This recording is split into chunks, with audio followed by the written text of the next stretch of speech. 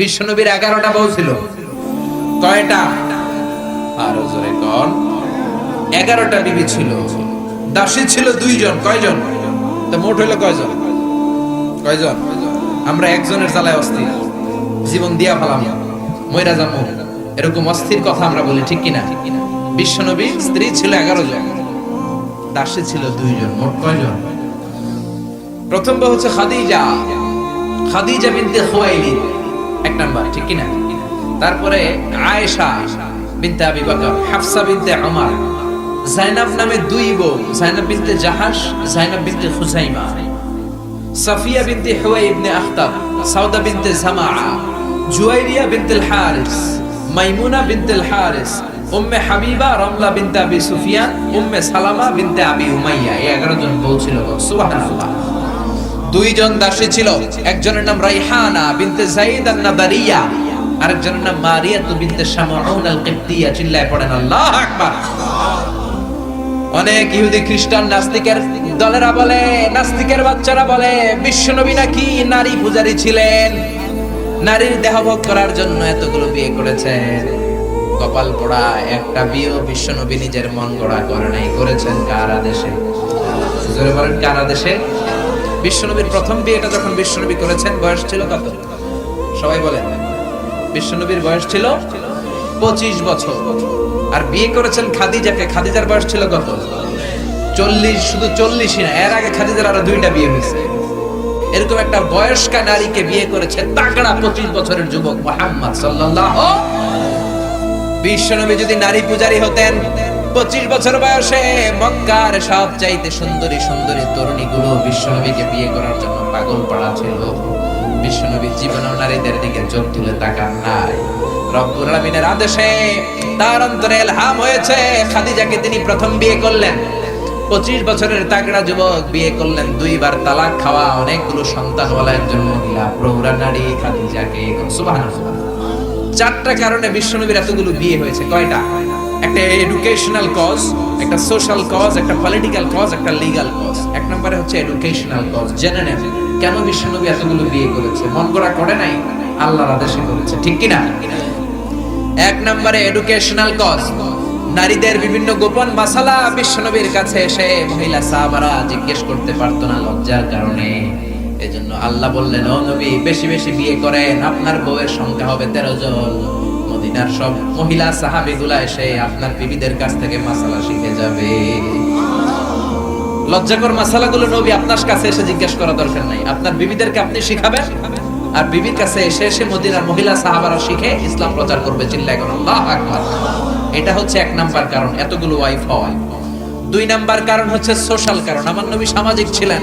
বিশ্বনবীর right hand ছিল আবু বকর।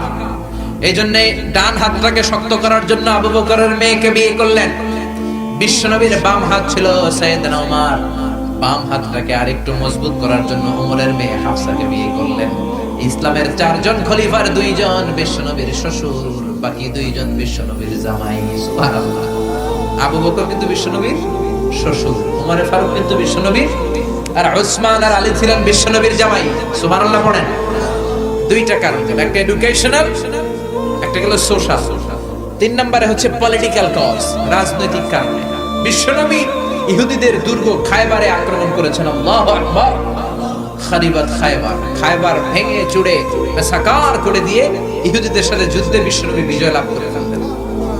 ইহুদিদের সর্দার হুয়াই ইবনে আখতাব হ্যান্ডকাফ করে বিশ্বনবীর সামনে এসে দাঁড়িয়েছে। বিশ্বনবী ছিলেন দয়ার নবী, মায়ার নবী। সাহাবারা বললেন, ও নবী, হুয়াই ইবনে আখতাবের একজন কন্যা আছে, বিধবা। বিশ্বনবী মনে মনে ভাবলেন, শত্রুর এই মেয়েটাকে যদি বিয়ে করি, শত্রুর দল হয়ে যাবে আমার শ্বশুর বাড়ি। সুবহানাল্লাহ। ইহুদিদের বিশাল এই গোত্র, এই মেয়েটার আমি বিয়ে করলে এই দুর্গের লোকেরা হবে আমার শ্বশুর বাড়ি। বিশ্বনবী প্রস্তাব দিলেন, তুমি আমার সাথে বিয়েতে রাজি আছো কিনা? সাফিয়া নামক ওই মহিলা রাজি হয়ে গেলেন। বিশ্বনবী বিয়ে করলেন। ইহুদিরা কয়, হায় হায়, এতদিন মুহাম্মাদের সাথে মারামারি করতাম, এখন মুহাম্মদ হইছে আমগো বেয়াই। কি হইছে? ইহুদিরা কয়, আর কিলাকিলির দরকার নাই, সবাই পড়লা ইলাহা ইল্লাল্লাহু মুহাম্মাদুর রাসূলুল্লাহ সাল্লাল্লাহু আলাইহি সাল্লাম। এই পলিটিক্যাল কারণে আরো একটা বিয়ে বাড়ছে। এই সাফিয়াকে বিয়ে করেছে পলিটিক্যাল কারণে। এরপর বনি মুস্তালিকের যে সরদার, তার মেয়েকে বিশ্বনবী বিয়ে করেছেন পলিটিক্যাল কারণে। চারটা কারণ, তিনটা বললাম, আরেকটা হচ্ছে লিগ্যাল কজ, আইন শেখানোর জন্য, ইসলামিক কোডিং এন্ড রুলিং শেখানোর জন্য, হুকুম আহকাম শেখানোর জন্য। আপনার যে পালক পুত্র, এটা কিন্তু আপনার আসল পুত্র নয়, আপনি কিন্তু পালক পুত্রের আসল বাবা নন। যে তাকে জন্ম দিয়েছে ওই জনক লোকটাই হচ্ছে তার আসল বাবা, ঠিক কিনা? বিশ্বনবী একজন পালক পুত্র পাললেন, নাম যায়েদ ইবনে হারেসা। মক্কার লোকেরা বলতে আরম্ভ করলো যায়েদ ইবনে মুহাম্মদ, মানে মুহাম্মাদের ছেলে যায়েদ। আসলে কি যায়েদ মুহাম্মাদের ছেলে? হারেসার ছেলে। এটা বোঝানোর জন্য আল্লাহ বললেন যায়েদকে বলেন তার স্ত্রীকে তালাক দিতে। তালাক হয়ে গেল, নিজের পালক পুত্রের ছেলেকে বিশ্বনবী বিয়ে করে মক্কা মদিনার লোকদের চোখের মধ্যে আঙ্গুল দিয়ে দেখাই দিলেন, দেখো পালক পুত্রের ছেলেকে বিয়ে করা যায় তালাক হওয়ার পরে, কারণ পালক পুত্র নিজের ছেলের মতো নয়। চিল্লায় বলেন ঠিক কিনা? এই জন্য বিশ্বনবীর বিয়ের সংখ্যাগুলো বাড়িয়ে দিয়েছে কে? প্রথম বিয়ে করলেন খাদিজাকে। বিশ্বনবী খাদিজারে এত ভালোবাসতেন, খাদিজা ইন্তেকালের পরে বিশ্বনবী যেই বছরটা কাটিয়েছেন, বিশ্বনবী এটার নাম দিয়েছেন দুঃখের বছর। যেই বছর খাদিজা ইন্তেকাল করলো ওই বছরটাকে বিশ্বনবী নাম দিয়েছেন দুঃখের বছর। বিশ্বনবী খাদিজারে এত ভালোবাসতেন, দোয়া করার সময় বিশ্বনবী চোখের পানি ছেড়ে দিয়ে আল্লাহরে বলতেন, আল্লাহ কিয়ামতের ওই কঠিন দিন